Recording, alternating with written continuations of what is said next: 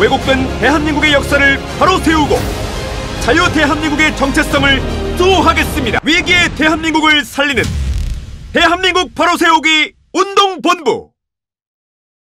네, 지금 이 시간에는 고려대학교 교육대학원 겸임 교수님이신 김일주 교수님께서 이 자리에 나와 주셨습니다. 네, 교수님 안녕하십니까? 안녕하세요. 네, 오늘 이렇게 교수님 모시고 몇 가지 질문을 통해서 3.1절이 얼마 남지 않은 상황에서 우리가 잠시 독립운동사와 대한민국 건국사와의 관계에서 어떻게 설정돼야 되는가에 대한 질문을 통하여서 우리가 김일주 교수님의 말씀을 한번 드려보려고 합니다. 교수님, 독립운동사와 대한민국의 건국사와의 관계가 어떻게 설정돼야 된다고 생각하십니까? 예, 오늘 제가 그 말씀 드리러 여기 나왔는데요. 네네. 그렇게 하기 전에 네. 결국은 이 정권의 문제점입니다. 네. 속에 있는 소프트웨어가 고장이 나면 결국 하드웨어는 그대로 따라갈 수밖에 없는 것 아니겠습니까? 네네. 그러니까 문재인 주사파들의 머릿속에 있는 역사관, 가치관 이것이 결국 행동으로 나타나고 그것이 대한민국 해체의 길로 가는 불행한 그 역사를 만들 수밖에 없는 것입니다. 네. 그래서 저는 과거 역사 몇 마디 하기 전에 네. 먼저 이 문재인 현 이 대통령이란 사람의 캐릭터 그리고 퍼스널리티 그리고 그 심적 그 고장난 거 이거 몇 가지만 좀 말씀을 드리고 본론으로 들어갈 거예요. 네. 그럼 문재인 정권에 대해서 한번 말씀을 문재인 해주시고. 정권이 아니라 문재인에 대해서 몇 가지 그동안 우리 국민들이 다 경험하고 또 귀로 듣고 눈으로 보았던 얘기입니다. 제가 지연해서 얘기를 하면 이것은 형사 처벌을 받아야죠. 그렇죠? 문재인이가 뭐라고 그러냐면 제일 우리 같은 공부하는 사람들한테 거슬리는 것은 한 입 가지고 두 말을 하고 그리고 그 대한민국을 깎아내리고 그리고 앞뒤가 안 맞는 얘기 할 때 제일 귀에 거슬립니다. 예를 들면 최근의 일입니다. 종전 선언을 일단 하자. 그리고 그것이 잘 안 되면 원위치 하자. 취소하면 될 것이 아니냐. 이게 종전 선언이라는 것을 그 앞집과 뒷집에 그냥 말로 하는 약속으로만 생각하는 것 같은 아주 그 수준 낮은 생각을 가지고 있어요. 두 번째로는 바로 얼마 전에 한 얘기 아닙니까? 입양아가 마음에 안 들면 바꾸면 된다. 이런 것입니다. 이 몇 가지 그 사안을 보면 문재인이란 사람이 얼마나 천박한 천박한 그 정치인이고 그리고 역사성도 없고 생각이 깊지 않은 사람인 것을 우리가 알 수가 있는 것입니다. 그리고 뭐 중국과의 관계는 말할 필요가 없는 것입니다. 중국은 아주 높은 산봉우리요. 우리는 작은 나라입니다. 이건 결국 속국을 선언하는 거 아닙니까? 그리고 여기과 발맞춰서 시진핑은 뭐라고 그래요? 지금 어떤 정책을 그동안 썼습니까? 그건 사드 배치 절대 안 된다. 그것뿐만이 아니라 동북공정, 역사, 만주 역사 왜곡하는 일도 했고 그다음에 트럼프하고 같이 걸어가면서 귓속말인지 아니면 사람들을 들으라고 한 얘기인지는 모르지만 한국은 중국의 속국이었다. 그러니까 무식한 트럼프가 그러냐고 그렇게 말하자면 서로 앞뒤 말을 맞추는 그런 일이 있는 거.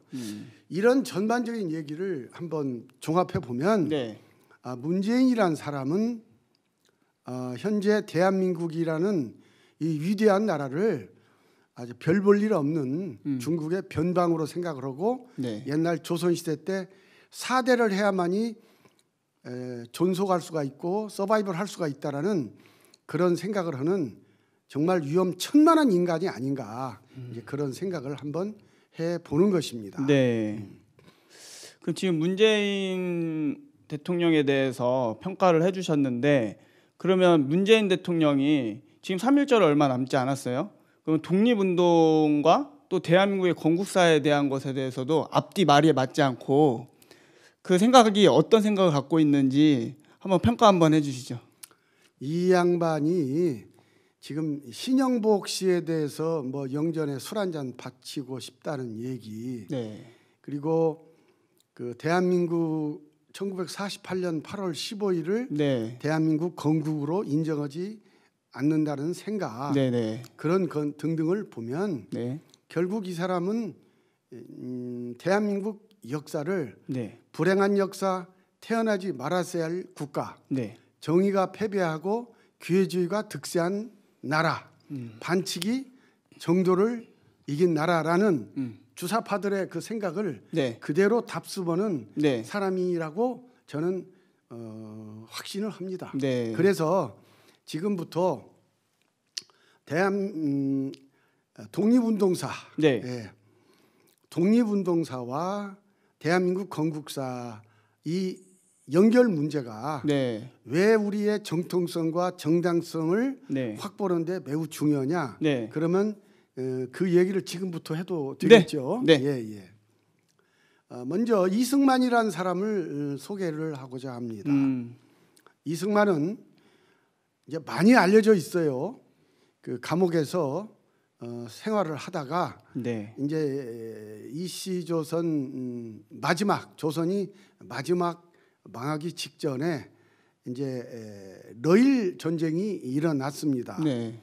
그래서 하다 못해 이 고종 황제 쪽에서 어디 미국하고 조금 연결이 되는 사람이 없는가 해가지고 한번 두루 찾게 되었죠.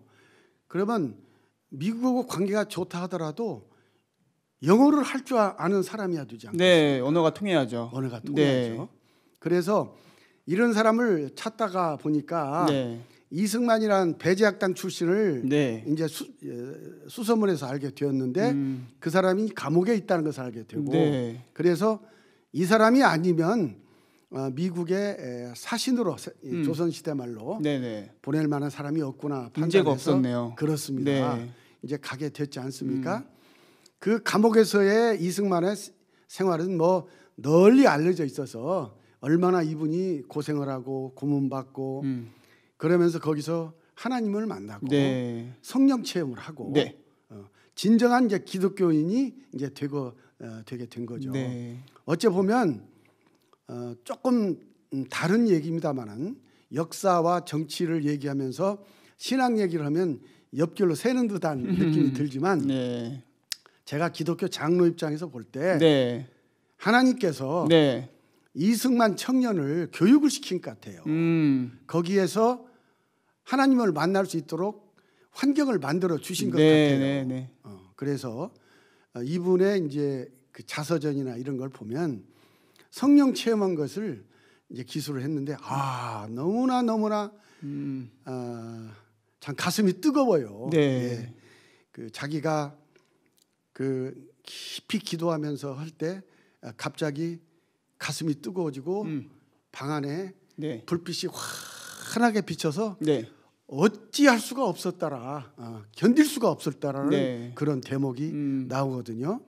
이게 전문 용어로 이제 성령 체험을 하신 거예요. 네, 여기 시청자분들은요 예. 공감하고 계실 겁니다. 네. 그렇습니다. 그래서 독실한 기독교 신자가 돼가지고 네. 그 신앙이 90세 돌아가실 때까지 계속되는 네. 놀라운 신앙의 선배가 이제 되신 거죠. 네. 그래서 이제 결국은 중간 과정은 다 생략을 하고 미국으로 가셨어요. 네. 그런데 이미 그때는 늦은 것이 네.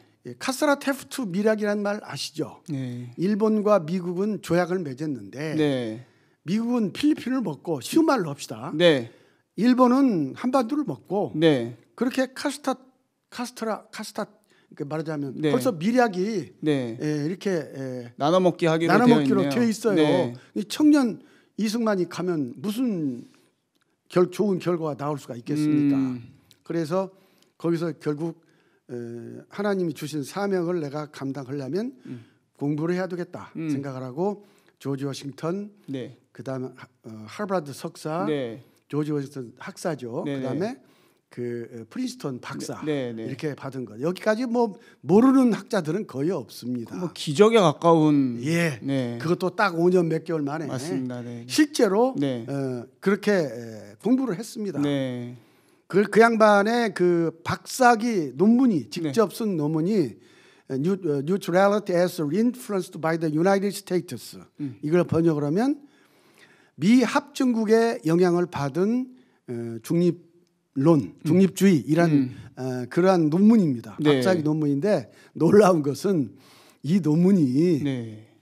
지금도 정치 학도들한테 인용이 되고 있다는 겁니다. 아, 지금도요? 지금도 100년이 훨씬 넘은 지금도 이 논문이 이 학자들에게 또는 공부하는 학도들에게 이 논문이 인용이 되고 있다는 거 생각하면 네. 참 대단한 논문 아니겠습니까? 네. 예, 그렇습니다.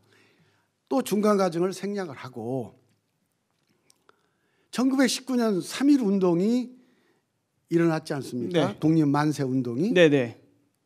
그래서 그때 일본이 깜짝 놀랐죠. 네. 이 무식한 이 하얀 옷밖에 입을지 모르는 이 조선 백성이 전국 방방곡곡에 만세 운동을 벌이고 있다 이 말입니다.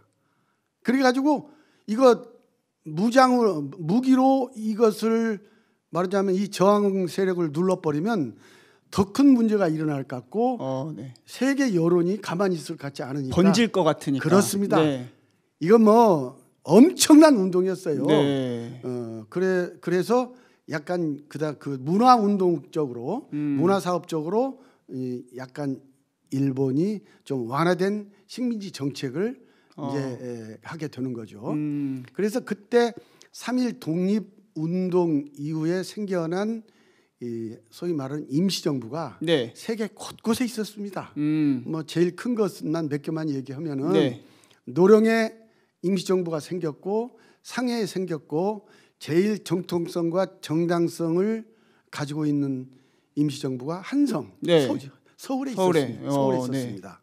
제일 크죠. 네. 왜냐하면 13개 도 대표들이 만든 임시정부니까 그 당시는 일본 정부도 어쩔 수가 없었어요. 완화된 그런 시국을 관리를 할 수밖에 없었기 때문에 3.1절 운동이 굉장한 역할을 했습니다. 네. 그래서 이 한성 임시정부가 제일 막강했는데 여기서 이승만은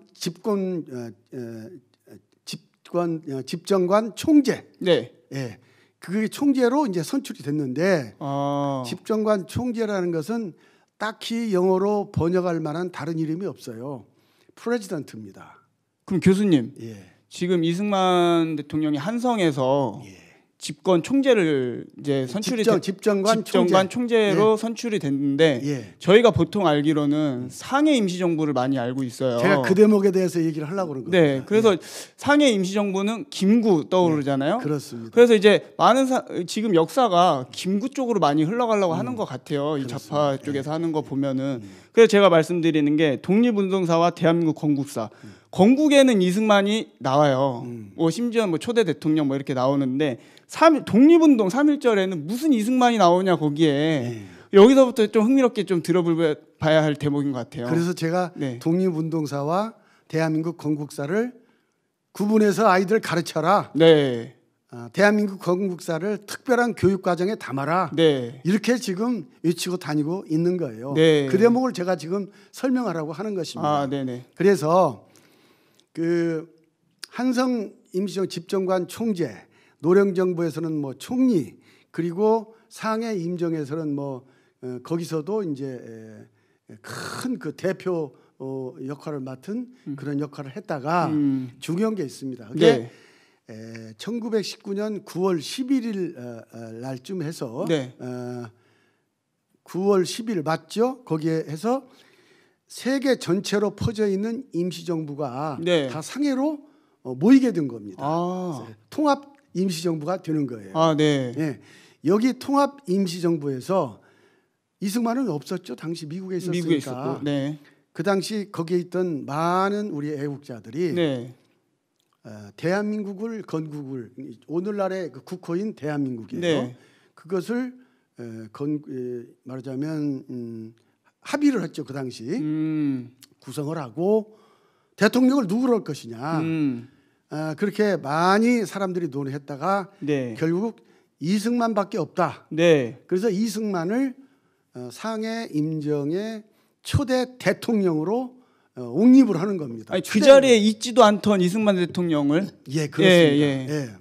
그런데 그래서 이제 미국에 알려줬겠죠. 네. 애국자 이승만이 이것을 거절할 이유가 없죠.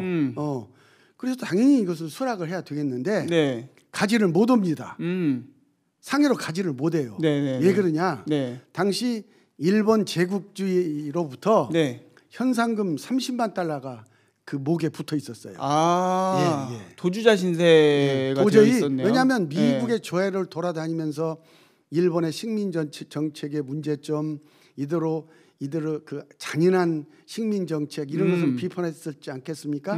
그러다 보니까 이승만에 대해서 30만 불 현상금이 붙어 있었던 거예요. 그러니까 미국 국외로 나갈 수가 없었던 거예요. 그러다가 1년 하고도 몇 개월이 지나서 네.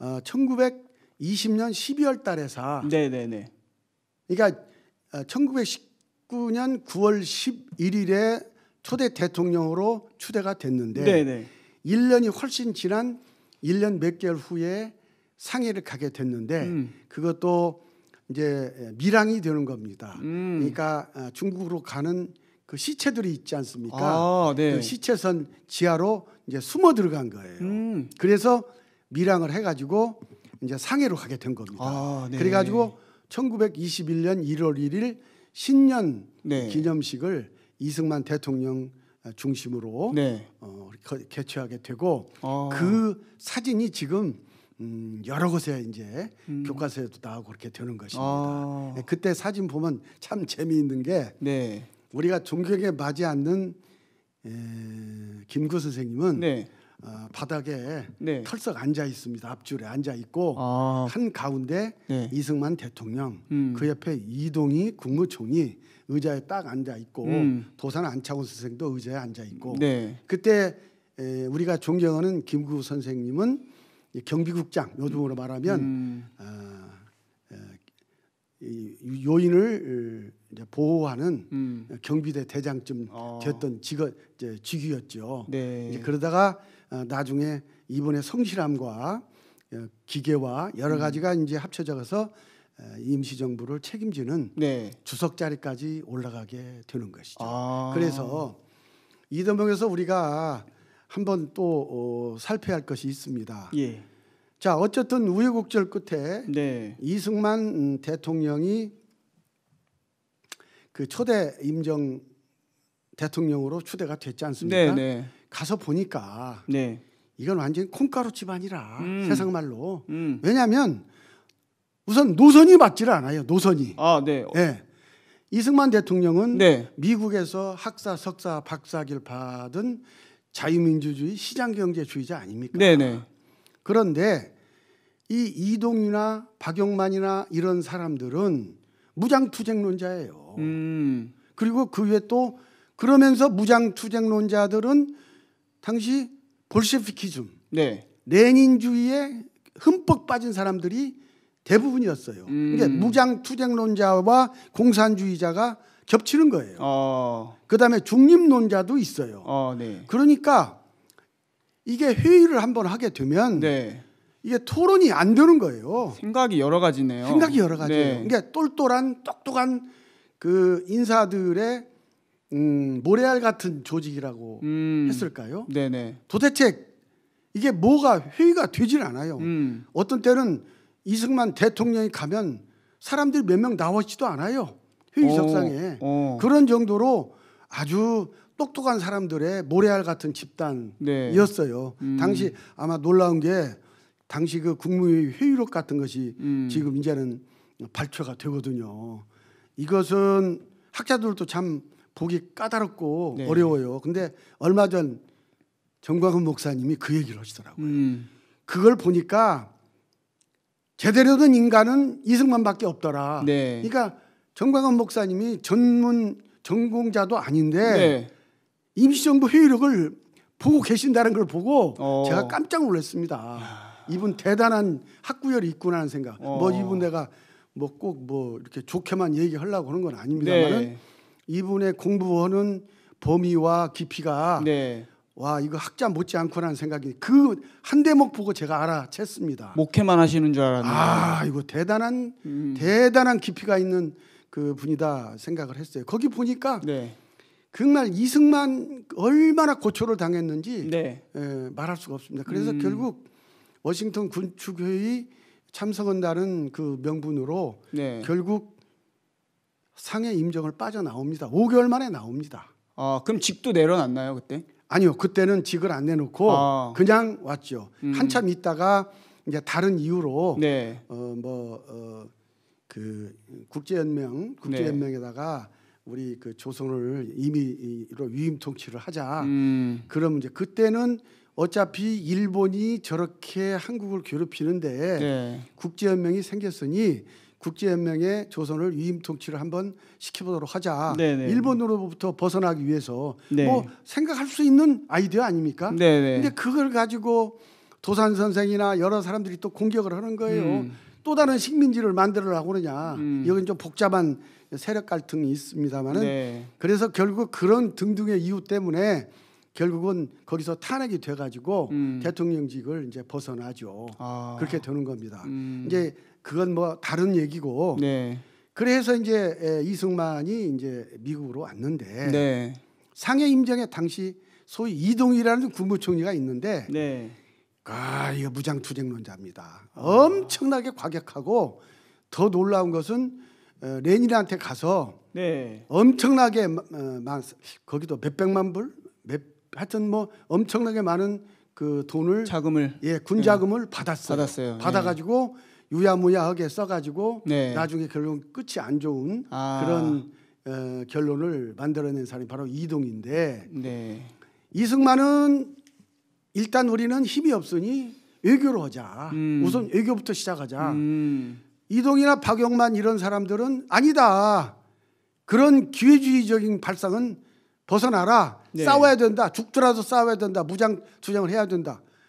그 외부에서 우리 국민들이 들을 때 어느 말이 더 듣기가 좋습니까? 싸우자. 네. 비겁하지 말자. 네. 그렇죠? 정의로워 보이고. 그런데 우리 PD님 제가 하나 물어볼게요. 네. 당시에 우리 독립군은 얼마나 됐을까요? 우리 규모가 많지 않았을 걸로 예상이 많지 되는데요. 않을 정도가 아니라 네. 일개 중대도 안 됐어요. 네. 그런데 일본은 어느 정도였을까요? 어마어마하죠. 뭐 100개 사단이에요. 일개 사단을 10,000명으로만 치면 몇 명이죠? 군인 100만 명입니다. 네. 거기에다가 항공모함, 네. 배, 그다음에 무기 이런 것까지 합치면 어마어마합니다. 자, 이승만은 알아요. 네. 왜 무장투쟁이라는 것이 현재 불가하다는 걸 알아요. 무의미하네요. 계란으로 바위치기. 전혀 의미가 없고 계란으로 바위치기가 아니라 네. 물 뿌리는 거예요. 네. 바위에다 물 뿌릴 정도밖에 네. 안 돼요. 네. 생각해 보세요. 네. 우리는 일개 중대밖에 안 돼요. 네. 그 이상 이하밖에 안 돼요. 그런데 박용만이라는 사람은 하와이에서 이승만 씨 박사하고 친했거든요. 네. 근데 거기에서 하와이 우리 교민들로부터 군자금을 많이 걷어요. 네. 그래가지고 목총으로 앞으로 찔러 뒤로 돌아 이 짓을 하고 있어요. 일본은 뭐 하고 있죠? 자동 소총을 가지고 있고 그럼요. 항공모함을 가지고 있고 네, 비행기도 대포를 있고. 가지고 있고 그렇게 하고 있는데 네. 그 짓을 하고 있어요. 상해 임정에 많은 분들도 그런 생각을 가지고 있었어요. 자, 학자 이승만이 합리적 생각을 가지고 있는 이승만이 무장투쟁을 지지를 했겠습니까? 아니죠. 네. 안 되는 거예요, 도대체가. 그래서 우선은 외교하다가 네. 그러다가 기회 봐서 우리가 힘이 있으면 그때 무장투쟁을 하자. 이것이 이승만의 외교로입니다. 아주 쉽게 얘기합시다. 네. 그런데 다른 사람들은 이승만 비겁하다. 싸우자. 네. 죽더라도 싸우자. 네 목숨 그렇게 아끼려고 하느냐. 그렇게 비난을 했던 겁니다. 그래서 이제 얘기 1년 좀 지난 1920년 정도 해서 봉오동 전투와 네. 청산리 전투가 일어납니다. 네. 만주에서. 네. 그때 김자진 장군 또 엄청나게 많은 업적을 세웠지 않습니까? 네네네. 그건 참 금자탑이죠. 네. 우리 독립운동의 금자탑입니다. 봉오동 전투, 청산리 전투. 그런데 놀라운 게 하나 있습니다. 네. 매복했다가 이것을 성공을 한 이 전쟁 그 이후에 네. 조선 군대는 없는 걸로 생각했다가 그렇게 크게 한번 패했지 않습니까? 네. 그럴 때 아주 일본 군인은 그 후부터 우리 독립군에 씨를 말립니다.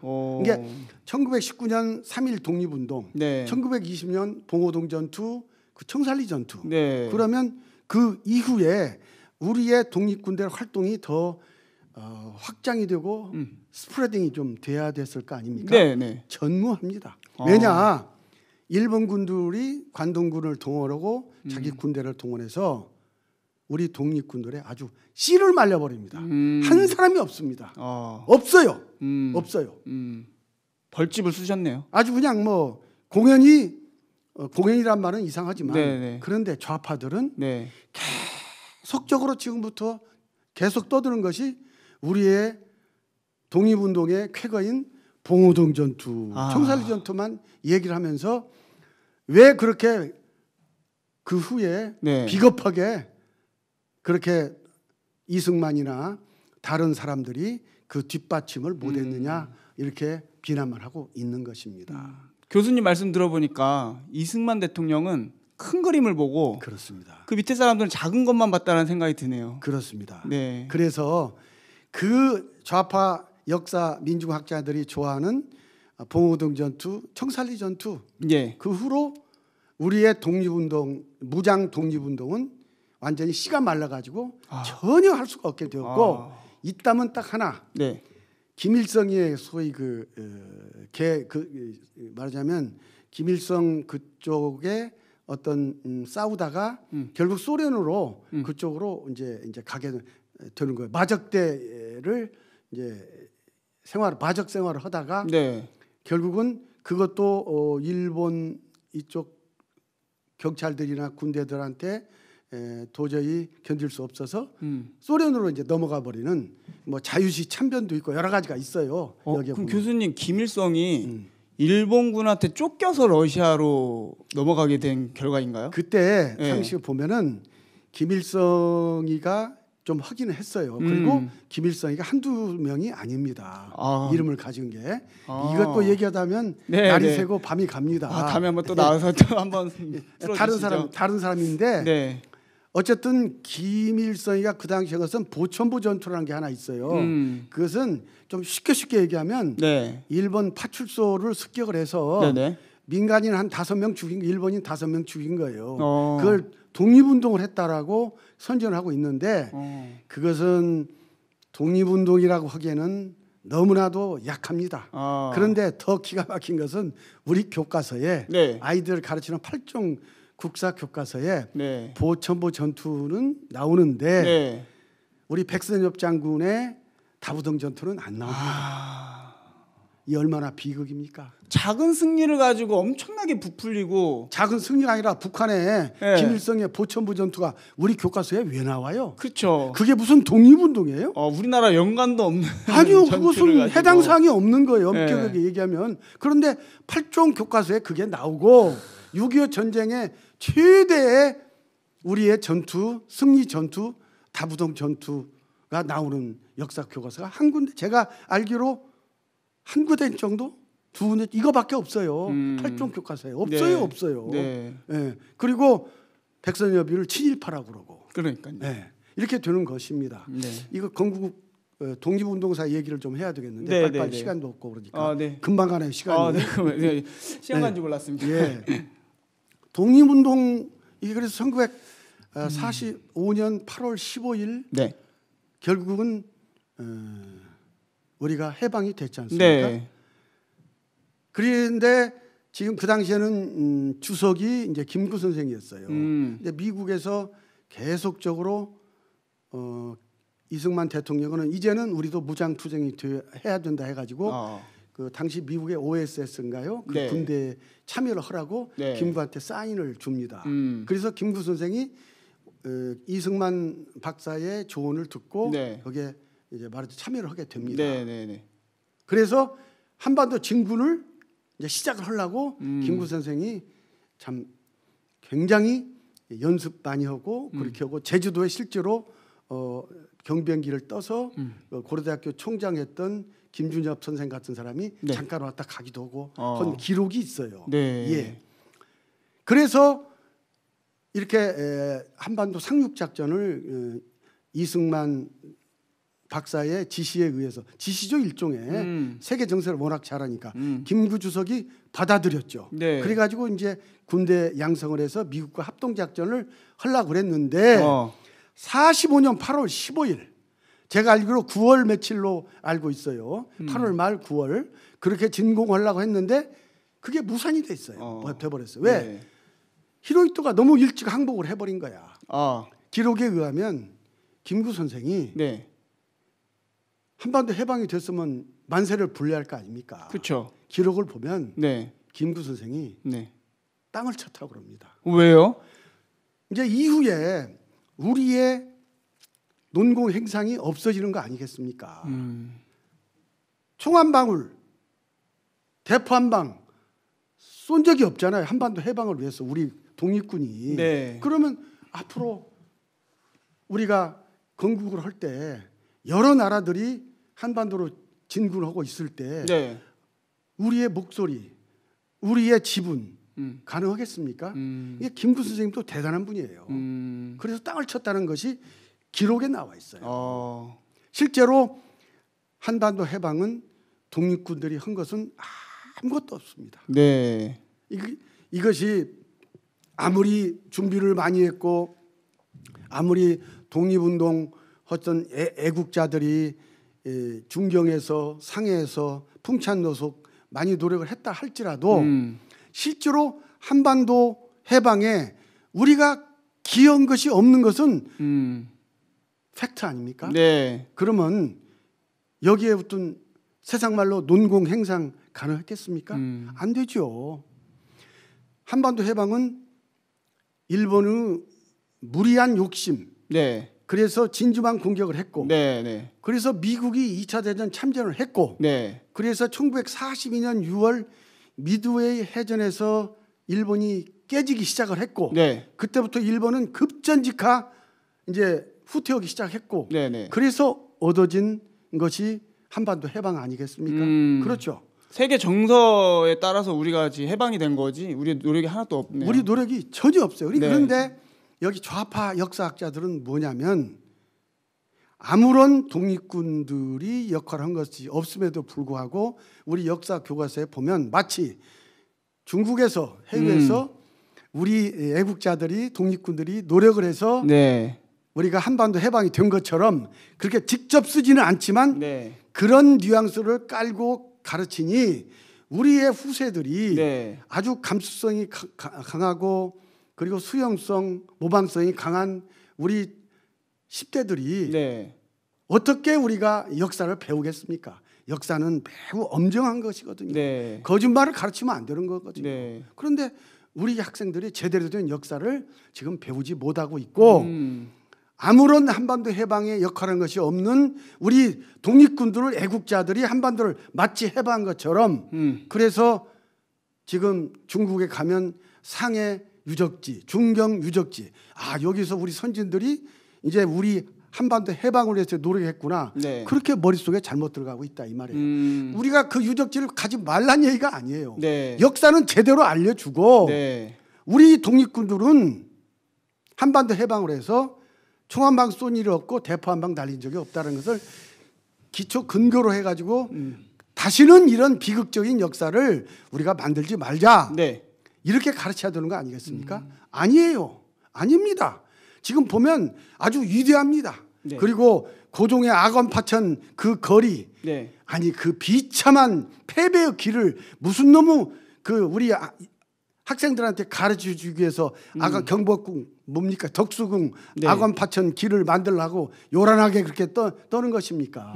결국은 그것이 시민단체에서 반대하니까 네. 막 유야무야가 된 것 같습니다만 이렇게 역사를 왜곡하는 네. 좌파 학자들은 네. 이제는 국민들이 이제 밀어내 버려야 되겠다 네. 이런 생각을 하는 네. 것입니다. 그래서 1945년 8월 15일 날 이제 해방이 됐고 48년 8월 15일 날 건국 즉 정부 수립을 하게 되는데 예. 1945년 8월 15일 이승만도 바로 입국을 못했고 중경에 있는 김구주석 부대도 네. 애국자들도 바로 오지를 못했어요. 왜냐하면 당시 그 사령관 하지를 중심으로 하는 미 군정에서 네네. 이제 좌파 그러니까 공산당 박헌영이나 이런 사람들을 중용을 해가지고 네. 말하자면 중도적인 사람들을 네네네. 하고만 대화를 해가지고 인공을 만들고 또 여러 가지 그 국가 조직을 만드는 데만 앞장서게 된 것이죠. 네. 그렇게 하다 보니까 이승만의 귀국을 반대를 하는 거예요. 김구주석 일행의 그 귀국도 반대를 하는 거예요. 그런데 이승만 누굽니까? 네. 하지 같은 건 아무것도 아니에요. 이승만 입장에서 볼 때는 미국에서는 대단한 그 알려져 있는 세계적인 인물입니다. 네. 그 이유는 이분이 그 진주만 공격을 예언을 했잖아요. 인사이드 아웃. 예, 네. 재팬 인사이드. 네. 예, 거기 보면 그 서평이 있는데 펄벅 여사가 네. 서평을 썼어요. 뭐냐면 이 책은 무서운 책이다. 네. 무섭다. 제발, 예언서. 네. 제발 그 이승만의 예언대로 되지 않아야 된다. 그런데 불행하게도 그렇게 될 것 같다. 네. 노벨 평화 문학상을 받은 펄벅이 서평을 이렇게 썼다니까요. 네네. 그래가지고 여러 신문에 났다니까요. 그런 정도로 이승만 박사는 당시 미국에서 알려진 유명한 그런 박사였습니다. 네. 이게 미국에서도 당시에서 조지 워싱턴 학사, 하버드 석사, 그다음 그 프린스턴 박사, 네. 그것도 명예 박사가 아닌 진짜 박사. 네네. 당시로서 미국의 학벌 이런 거 볼 때는 네. 아마 0.001%나 될까요? 야. 미국 당시로서도. 미국 국민 국민들 자국에 자체도 들어가서도 그 엄청난 그 지성인입니다. 네. 미국이 더 알아주고 있어요. 그런 그 이승만인데 감히 그 미군정 하지 따위가 못 들어오게 한단 말이에요. 그러니까 그 뭐 당시에 여러 메가더 네. 미 국무성 이런 데 압력을 넣어서 떵떵거리면서 이제 10월 16일 이렇게 들어오십니다. 와가지고 이제 해 나가니까 그때부터 미 군정이 이제 이승만 박사한테 당신은 박사죠. 네네네. 이제 좀 세상 말로 꼬랑지를 좀 내리고 그분 뜻 받고 했는데 김구를 못 들어오게 하는 거예요. 네. 김구 일행을 못 들어오게 하는 거예요. 왜냐? 김구가 들어오면 또 나라 정부를 만들까봐 네. 못 들어오는 거예요. 세 세력이 있네요 지금. 예, 그렇죠. 이승만 세력과 김구 세력과 박헌영의 세력. 예. 김구하고 박헌영이 같은 게 아니라. 예. 네. 그렇습니다. 그렇게 해가지고 했는데 그게 김구는 못 들어와요. 들어오지를 못해요. 반대로 하니까. 근데 이승만 박사가 당시 하주 장군한테 그러지 마라. 중국에서 풍찬노숙 얼마나 고생을 많이 했나. 내가 보증을 개런티를 하겠다. 그래가지고 어렵게 이렇게 서로 합의를 한 게 개인 자격으로서의 환국입니다. 그러니까 개인 자격으로 환국은 뭐냐? 나는 국내에 들어오더라도 무리를 일으키지 않고 정치하지 않겠다. 미 군정 뜻에 잘 따르겠다. 네. 각서 쓰고 그렇게 들어오는 거예요. 그래서 이제 좋은 말로 개인 자격으로 환국이라고 그렇게 되는 겁니다. 네. 그러나 일단 김구 그 우리 애국자들 입장에서는 빨리 국내에 들어와야 될 거 아닙니까? 그래서 김구가 결국 11월 말에 이제 들어오게 되는 거죠. 이게 김구 선생이 들어오게 되는 것도 네. 이승만 박사의 노력에 의해서 들어온 겁니다. 근데 이걸 아무도 얘기를 안 해요. 처음 듣습니다. 네, 처음 듣을 거예요.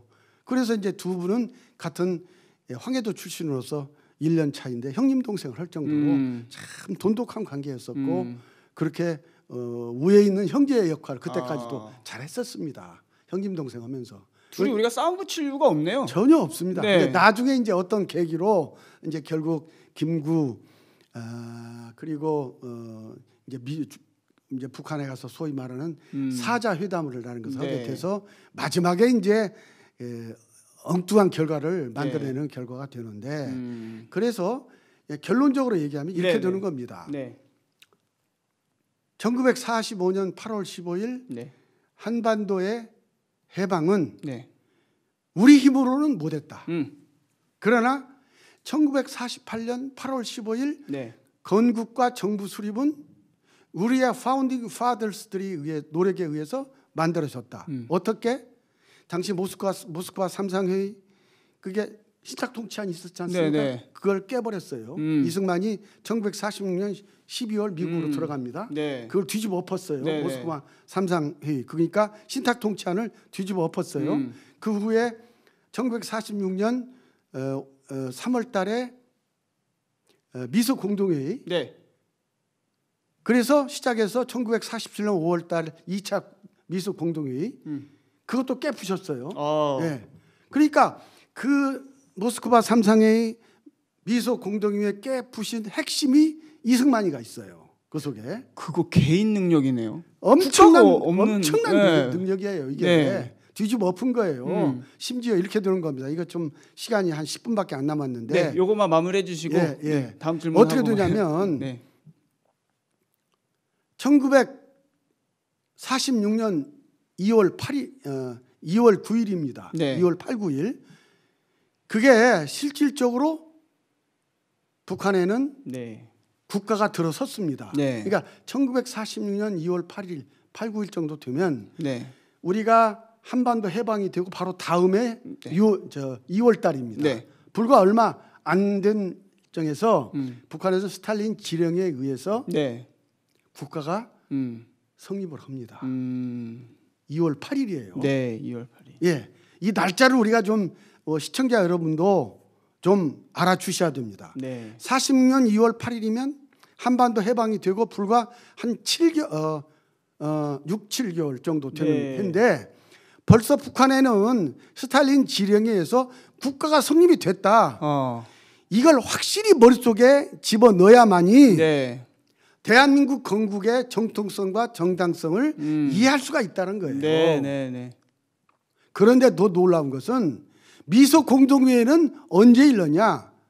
2월 8일 지난 3월 21일 날 미소 공동회의 1차가 덕수궁에서 있었다는 얘기예요.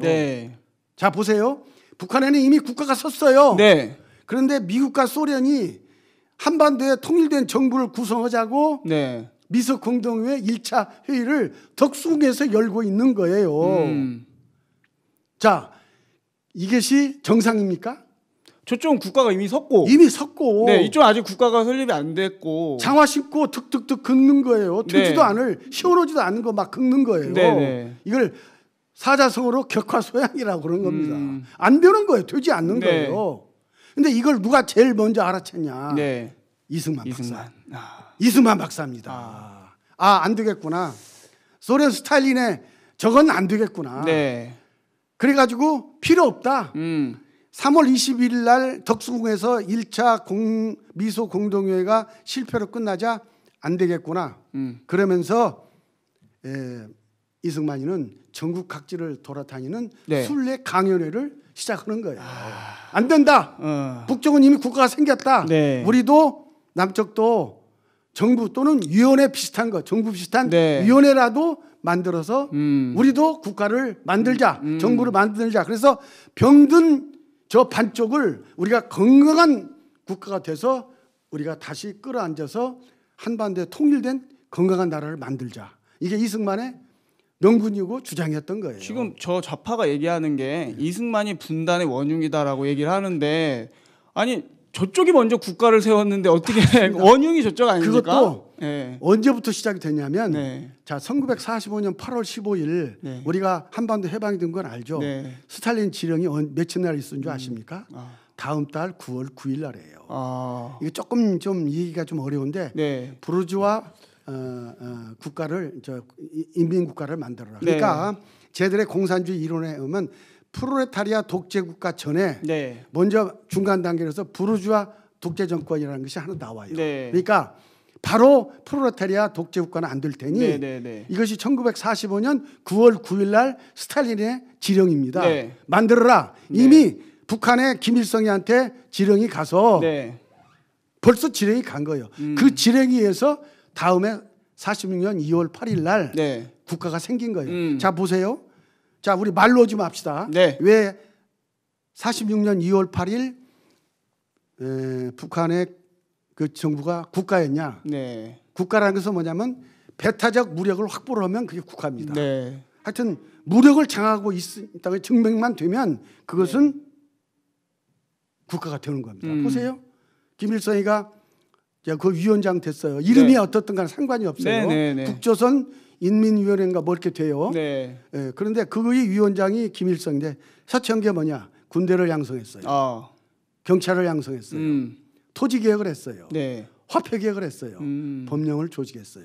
그러면 이게 국가입니까 아닙니까? 국가가 갖출 수 있는 조건 다 갖췄네요. 국가입니다. 네네. 뭐 도대체 여기다가 뭐 다른 것을 보탤 필요가 없어요. 네. 이미 1946년 2월 8일 북조선 인민공화국이 생겨버린 거예요. 세계 인증만 받으면 될 것 같은. 그런데 이걸 유일하게 그 미국에 있는 지인들의 정보력을 동원을 하고 네. 그리고 미국 국무성의 여러 정보를 받고 그래서 이 정보를 유일하게 먼저 획득한 사람이 이승만이었던 거예요.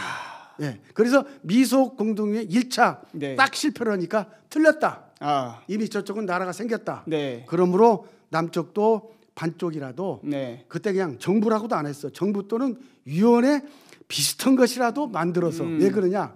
하도 독립된 나라, 통일된 남북 국가 이런 것을 모든 국민의 여론이 그런 것이니까 자극 주지 않게 좀 완화된 표현으로 네. 위원회 같은 것이라도 만들어서 네. 병든 저 방쪽을 우리가 끌어들여서 한반도 통일을 하자. 또 네가 대통령 해먹으려는 거지? 이런 소리 들을 수 있잖아요. 우리 피디님 네. 정확히 아시네요. 네. 그러니까 그 당시 한번 신문 한번 보세요. 네. 조선일보, 동아일보 뭐 보면은 그 당시 경향신문도 있었어요. 네.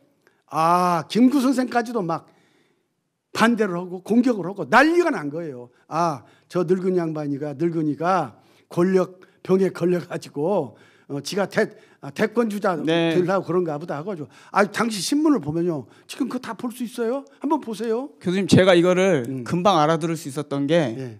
지금 이승만 대통령을 이야기하시면서 정광훈 목사님이 계속 제 머릿속에서 떠올라요. 아 그래요? 네. 그래서 많은 사람들이 너 애국 운동하는 거 네가 대통령 해먹으려고 하는 거지 이런 말들을 많이들 하세요. 그런데 참 속모르고 하는 얘기예요. 지금 얘기 들어보니까 참 재미있지 않습니까? 네.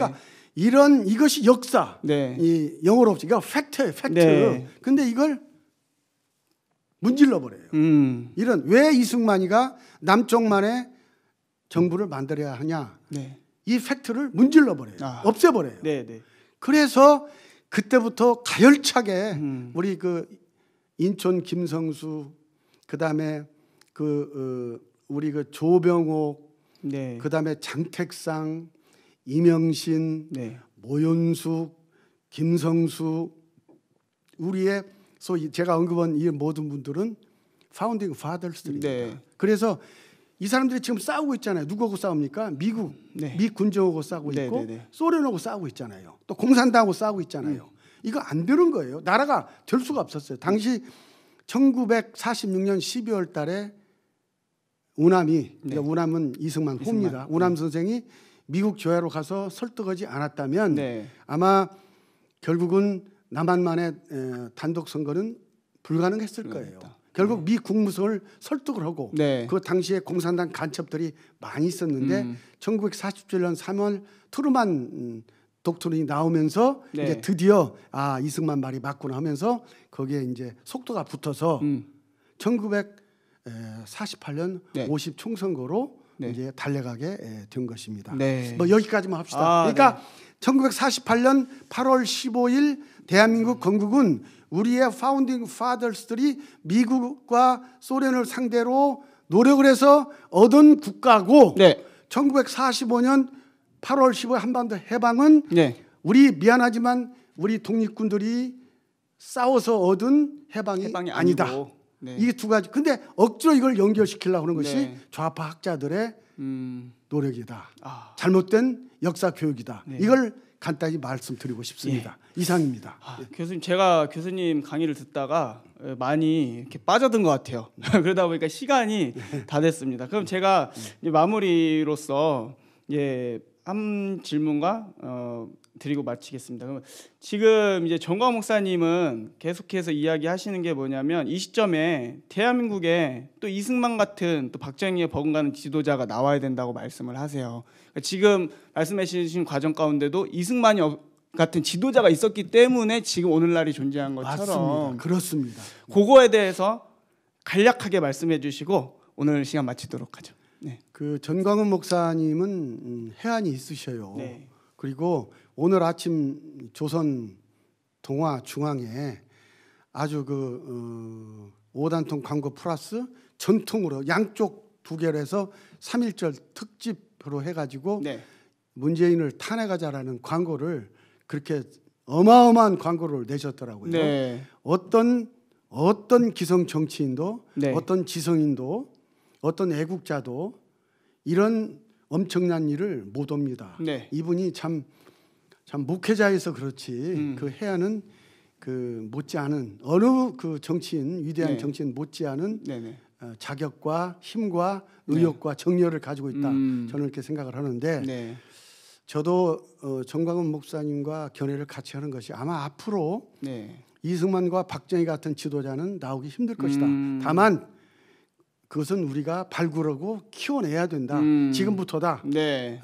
내년 대선도 아마 짧은 시간 나와 있지만 네. 밖에 안 남았지만 가능하지 않겠느냐 네. 그런 생각이 듭니다. 하나님께서 또 어딘가에 준비해 놓은 네. 제2의 이승만이 있지 않을까. 예. 네, 우리 그걸 찾아야 될 것 같습니다. 예. 그래서 네, 마지막으로 말씀하세요. 한 말씀. 네, 말씀하세요. 좀 다른 그 연사가 또 기다리고 계시는 것 같은데 네. 한 얘기만 하면 네.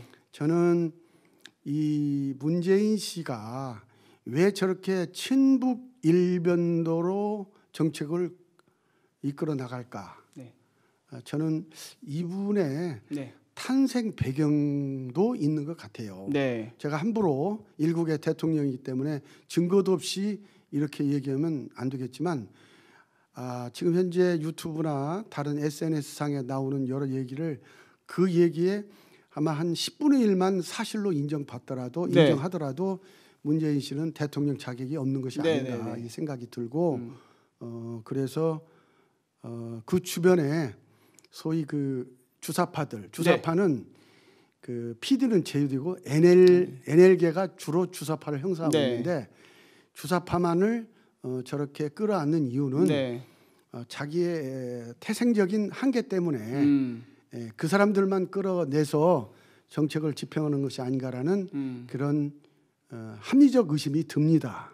그쪽에도 싸움이 일어날 것 같아요. 예, 그래서 아마 북쪽에서 어떤 증거를 가지고 있기 때문에 네. 그쪽으로 하여금 증거를 터뜨리지 말라라는 그 사인, 그게 그 국정원장도 박지원이를 임명을 하고 네. 임종석이도 하고 뭐 같은 주사파가 쫙 포진하게 하는 그런 이유가 아닐까라는 감추기 위한 지금 인사죠. 여러 네.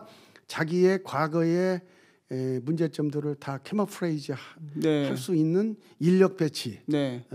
그러므로 해서 북한의 김정은이의 그 어떤 폭탄 선언을 막으려고 하는 그런 것이 배경이 아닐까. 네. 저는 그렇게 생각을 합니다. 네, 감사합니다. 그 김일주 교수님, 저희가 지금 여기 보시는 것처럼 대국본 앱 1천만 회원을 모집하고 있어요. 예. 제가 지금 교수님 이렇게 말씀 들으면서 생각이 드는 게 뭐냐면 이 앱에 교수님 같은 이 역사를 잘 정리해 주셔가지고 앱에 담아 놓으시면 많은 애국 우파 또 성도님들이 이것을 통해서 교육을 받고 또 자녀들에게 보여주고 하는 그런 대국본 앱 되었으면 하는데 한번 함께 힘써 주시겠습니까? 예, 이미 들어가 있고요. 네. 오늘 여기서 강의를 제가 한 거 네. 짧게 요약을 해서 네. 한번 넣도록 하겠습니다. 예, 감사합니다. 감사합니다. 네, 시청자 여러분, 이렇게 김일주 교수님과 함께 3.1절 또 그 독립운동사와 대한민국의 건국사를 통해 이번 대회가 얼마나 중요한지 또 얼마나 역사를 바로 세워야 될지를 알아보는 시간을 가졌습니다.